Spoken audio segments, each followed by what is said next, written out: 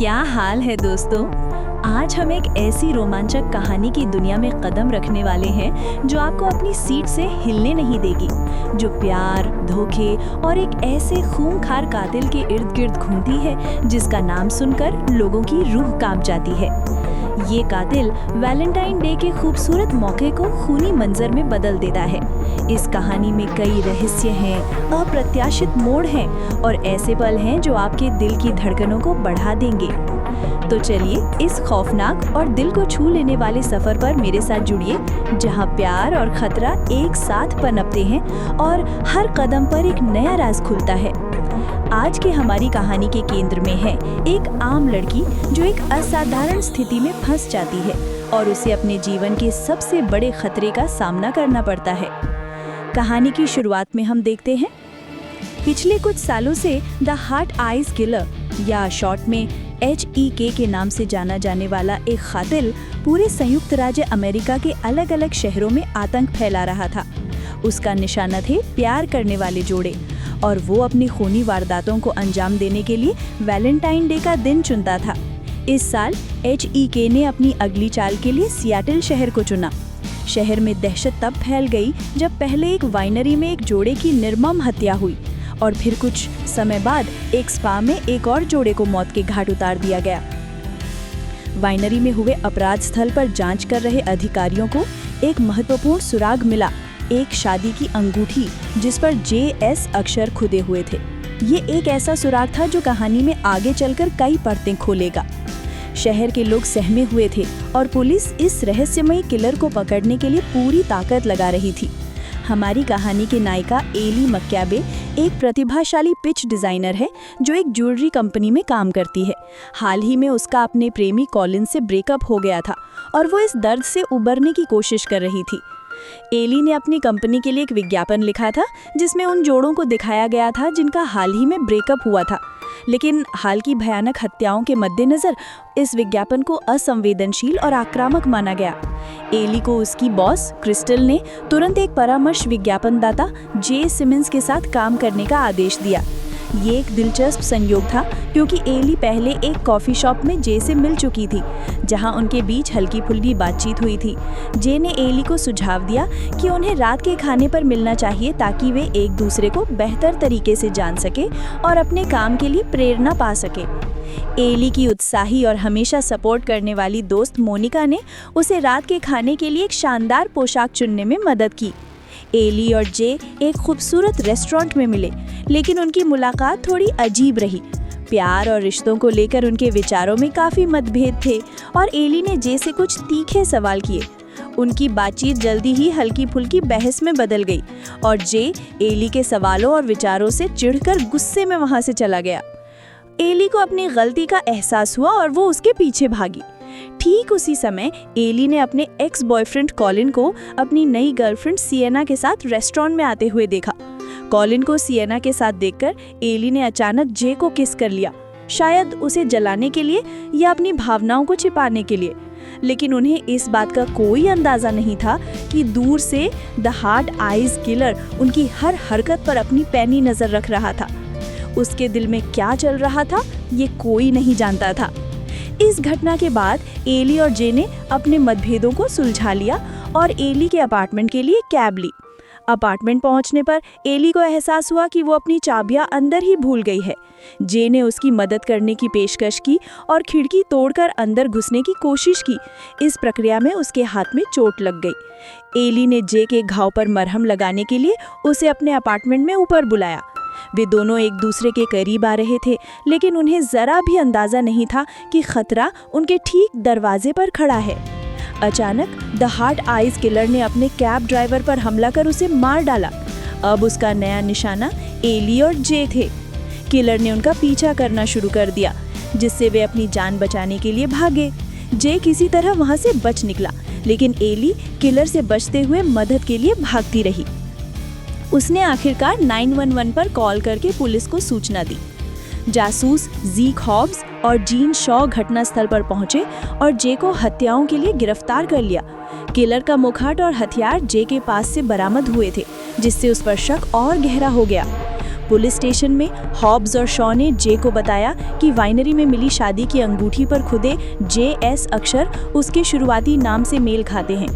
उन्होंने ये भी बताया कि जे किलर के पिछले हमलों के समय भी उन्हीं शहरों में मौजूद था। ये सब सबूत जे के खिलाफ थे और वो खुद को बेकसूर साबित करने में असमर्थ था। एली पुलिस स्टेशन की लॉबी में डेस्क अधिकारी फ्रैन और IT टेक्नीशियन डेविड के साथ इंतजार कर रही थी। वो अभी भी उस रात की भयानक घटना से शॉक में थी। जब वो वहां से जाने लगी तो डेविड ने उसे डेट पर चलने के लिए पूछा, लेकिन हाल ही में हुए तनाव और घटनाओं के कारण एली ने विनम्रता से मना कर दिया। उसका मन अभी किसी भी रिश्ते के लिए तैयार नहीं था। तभी अचानक पुलिस स्टेशन की बिजली गुल हो गई और पूरा स्टेशन अंधेरे में डूब गया। हार्ट आइज किलर एक बार फिर प्रकट हुआ और उसने पहले फ्रैन को मार डाला। फिर किलर सीधे एली की ओर बढ़ा, जिससे एली की सांसें अटक गई। शॉ हार्ट आइज किलर का सामना करने की कोशिश करती है, लेकिन वो भाग निकलने में कामयाब हो जाता है और इस प्रक्रिया में जासूस हॉब्स को भी मार डालता है। एली किसी तरह जे को बचाती है और वे दोनों अपनी जान बचाने के लिए पास के एक ड्राइव इन मूवी थिएटर में भाग जाते हैं। वहां छुपते हुए वे एक दूसरे के करीब आते हैं और उनकी भावनाएं एक दूसरे के प्रति गहरी होने लगती हैं। लेकिन किलर ने उनका पीछा नहीं छोड़ा था। वो ड्राइव इन थिएटर में भी घुस जाता है और कई फिल्म देखने वालों की बेरहमी से हत्या कर देता है, जिससे वहां भगदड़ मच जाती है। एली और जे को एहसास होता है कि वे और छिप नहीं सकते। उन्हें किलर का सामना करना ही होगा, नहीं तो वो निर्दोष लोगों को मारता रहेगा। वे दोनों किलर का सामना करने का फैसला करते हैं। एक खूनी हाथापाई होती है जिसमें एली और जे दोनों मिलकर हार्ट आइज किलर को गंभीर रूप से घायल कर देते हैं। जब वे उसका निकाब हटाते हैं तो उनकी आंखें फटी रह जाती हैं। उनके सामने एक ऐसा चेहरा होता है जिसकी उन्होंने कभी कल्पना भी नहीं की थी। घायल लेकिन जिंदा शॉ घटनास्थल पर पहुंचती है और एम्बुलेंस बुलाती है। एली और जे को प्राथमिक उपचार दिया जाता है। शॉ जे को लिफ्ट देती है, जिसे वह स्वीकार कर लेता है। घर लौटने पर एली को एहसास होता है कि उसे जे से सच्चा प्यार हो गया है। वो उसे ढूंढने निकल पड़ती है, लेकिन तभी उसे हार्ट आइज किलर का फोन आता है। किलर उसे बताता है कि उसने जे को एक चैपल में पकड़ के रखा है और अगर एली अकेले वहां नहीं आती तो वो जे को मार डालेगा। एली बिना किसी देरी के चैपल की ओर दौड़ पड़ती है। उसकी जान जेब में अटकी थी। चैपल में हार्ट आइज किलर एक बार फिर अपना असली चेहरा दिखाता है और एली और जे सदमे में आ जाते हैं जब वो देखते हैं कि किलर कोई और नहीं बल्कि डेविड और जिनीन शॉ हैं। जी हाँ, वही डेविड और शॉ जो जासूस के तौर पर काम कर रहे थे, असल में गुपचुप रूप से एक शादीशुदा जोड़ा थे। ये भी पता चलता है कि मरा हुआ तीसरा हत्यारा उनका फैनबॉय और प्रेमी था। डेविड और शॉ ने वेश बदलकर हर हत्या को अंजाम दिया था। डेविड ने ही वाइनरी में उस जोड़े को मारा था और अपनी शादी की अंगूठी वहीं खो दी थी। उनका मकसद क्या? बस मनोरंजन के लिए एक साथ हत्या करने का उनका ये अजीबोगरीब किंक। डेविड और शॉ एली के सामने क्रूर विकल्प रखते हैं, या तो वो खुद को मार डाले या वो जे को मार डाले। लेकिन एली उनकी चाल में नहीं आती। वो अपनी पूरी हिम्मत जुटाती है और शॉ को गोली मार देती है, लेकिन इस प्रक्रिया में जे भी घायल हो जाता है। फिर दोनों जोड़े एली और जे एक तरफ और डेविड और शॉ दूसरी तरफ एक भयंकर लड़ाई में उलझ जाते हैं। ये एक जीवन और मृत्यु का संघर्ष था। जे अपनी चोट के बावजूद डेविड की आंख में उसी के एक तीर से वार कर देता है। डेविड दर्द से चीखता हुआ मोमबत्तियों पर गिर जाता है और मोम पिघलकर उसे आत्मदाह के लिए मजबूर कर देता है, जिससे वो जलने लगता है। डेविड को इस तरह जलता देख शॉ गुस्से से पागल हो जाती है और एली को मारने की कोशिश करती है, लेकिन एली तेजी से पलटवार करती है। वो शॉ की गर्दन पर मेटल के एक स्ट्रॉ से वार करके उसे चौंका देती है। फिर एली ऊपरी हाथ हासिल करती है और शॉ को सेंट वैलेंटाइन की एक मूर्ति की तलवार पर धकेल देती है। तलवार शॉ की गर्दन पर वार करती है और धीरे धीरे उसका सिर धड़ से अलग हो जाता है, जिससे वो वहीं ढेर हो जाती है। ये एक खौफनाक अंत था, लेकिन एली अपनी जान बचाने में कामयाब रही। तभी डेविड जो जल रहा था, क्षण भर के लिए फिर से होश में आता है, अपनी आखिरी सांस लेने से पहले। जे जो अभी भी घायल था, एक और तीर से उसे खत्म कर देता है, जिससे आखिरकार हार्ट आइज किलर का खूनी सिलसिला हमेशा के लिए समाप्त हो जाता है। शहर में शांति लौट आती है और एली और जे इस भयानक अनुभव से जीवित बाहर आते हैं। 1 साल बाद एली मेडिकल स्कूल वापस जाती है अपने पुराने सपने को पूरा करने के लिए। वो अपने साथी जे के साथ ड्राइव इन फिल्म देखने जाते हैं। जे एली को उसके साथ रहने के लिए कहता है, लेकिन एली उसे चौंका देती है। वो जे को शादी के लिए प्रपोज करती है। जे खुशी खुशी उसका प्रपोजल एक्सेप्ट कर लेता है और वे एक नए खुशहाल जीवन की शुरुआत करने के लिए तैयार हो जाते हैं। ये उनकी कठिन यात्रा का एक सुखद अंत था, जहां प्यार ने सभी मुश्किलों को हरा दिया था। फिल्म के मिड क्रेडिट सीन में एली को एक डरावना फोन आता है, जिससे उसे लगता है कि हार्ट आइज किलर फिर से वापस आ गया है। लेकिन ये केवल उसकी दोस्त मोनिका की एक शरारत निकलती है, जो मजाक कर रही थी। जैसे ही मोनिका उन्हें नए जोड़े के रूप में बधाई देती है, फोन कट जाता है और कहानी एक मीठे और सुखद मोड़ पर खत्म होती है, जिससे ये संदेश मिलता है कि जीवन आगे बढ़ता रहता है।